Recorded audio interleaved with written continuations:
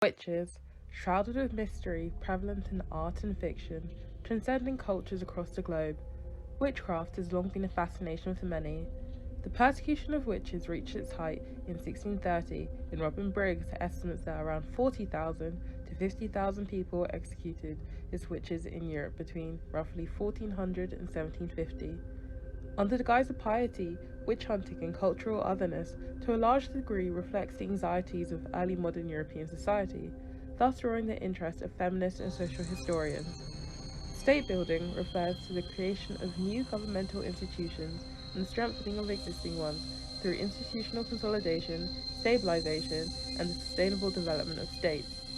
This definition is highly contested between scholars such as Charles Tilly and Joel Migdal, as Tilly emphasizes the role of violence and war making. However, the relationship between state building and witch hunting has aroused little to no scholarly comment from economic historians. Nevertheless, with the hopes of illuminating the political economy of witch hunting, this podcast will fill this gap by providing a sufficiently comprehensive answer to the following question: how strong are the links between witch hunting and state building in early modern Europe? Largely focusing on Scotland between 1560 and 1630, to address this question, the following areas will be explored and analysed. First, judicial and administrative systems. Second, religious homogeneity within the state. And finally, the relationship between the church and the state. Join me on this journey of exploration.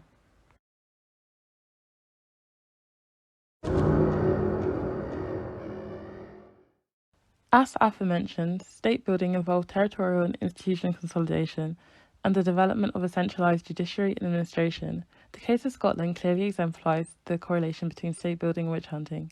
This as the role of the state in the judicial process expanded as witchcraft edicts were state enforced and came directly from the central government.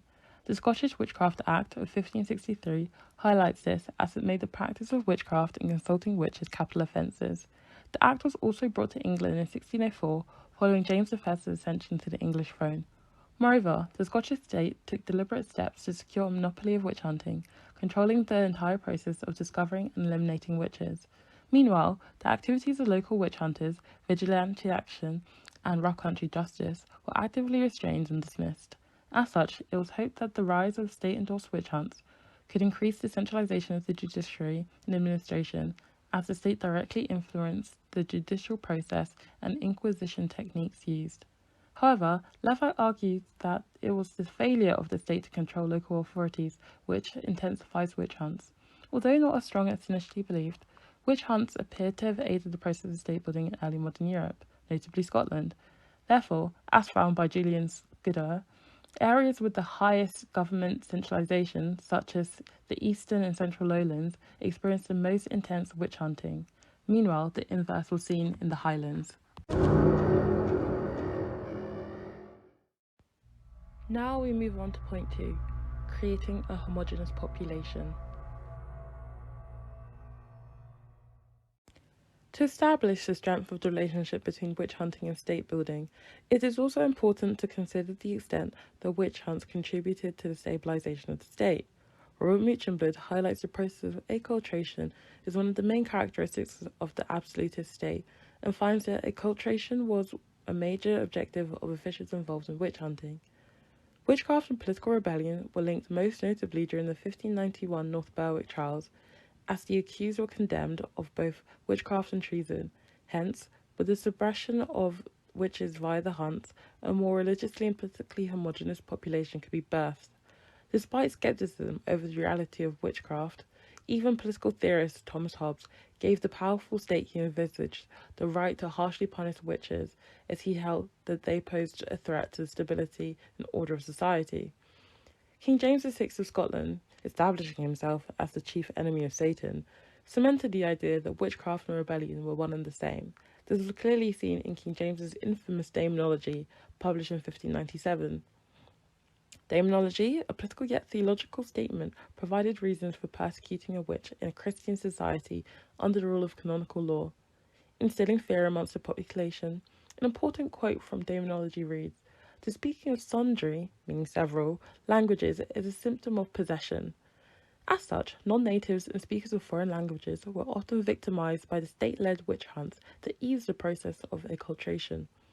This link between state building and witch hunting is strengthened as Brian Levack finds that states which were already religiously homogeneous experienced only occasional witch hunts and had the lowest number of executions and accusations, such as Italy. In such states, the need to promote obedience via witch hunts was not as pressing as in Scotland and England, where the threat of Protestantism loomed. Hence, as found by Christina Lana, witch hunting aided the process of state building by transforming the Scottish state into a godlier community and disciplining the population to promote obedience, most notably in women and potential political dissenters. The final area to be explored is the relationship between the church and the state.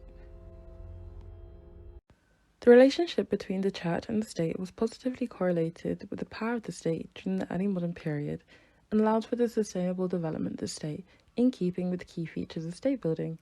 This was especially the case during the Reformation period, as Protestant reformers engendered drastic social, political, and theological change to the very fabric of European society. Witch hunts and trials provided a way for Catholic and Protestant churches to compete for followers. This is clearly exemplified by the fact that the Catholic Church did not want to acknowledge the existence of witches, nor try people for witchcraft between the 10th and 15th century. In 1298, Pope Alexander IV even prohibited the prosecution of people for witchcraft, but this decision was reversed during the Reformation period. Hence, witch hunting enabled the Scottish state to promote Protestantism, as seen throughout the Witchcraft Acts, which criticised vain superstition as well as credence given, which had a direct correlation to the belief of transubstantiation during Catholic Mass. Nevertheless, a transcript from a minister of a Scottish church in 1649 complained that the state was not doing enough to prosecute those suspected of witchcraft. It reads, "We humbly beseech their Highness's court to have justice administered upon those suspected persons." Although more tenuous than the previous points, a link can still be seen between witch hunting and state building, as increased witch hunting brought about increased support from the church and consolidated the power of the state. To conclude, it is made clear that witch hunting in early modern Europe can be moderately linked to the process of state building. This is as witch hunts, in part, served as a tool for social control by promoting religious and political obedience to the king and God. Moreover, witch hunts in Scotland were often state-led and allowed for greater centralisation of the judiciary and administrative system, thus facilitating state building. Hence, there was a positive correlation between politically centralised areas and the intensity of witch hunts. Briefly linking to the present day, roughly 80% of the executed witches were women. Hence, violence against women is a problem that has persisted throughout history and remains a rampant issue today, especially in developing nations. Unfortunately, the now sounds the end of this podcast. Stay tuned for future segments.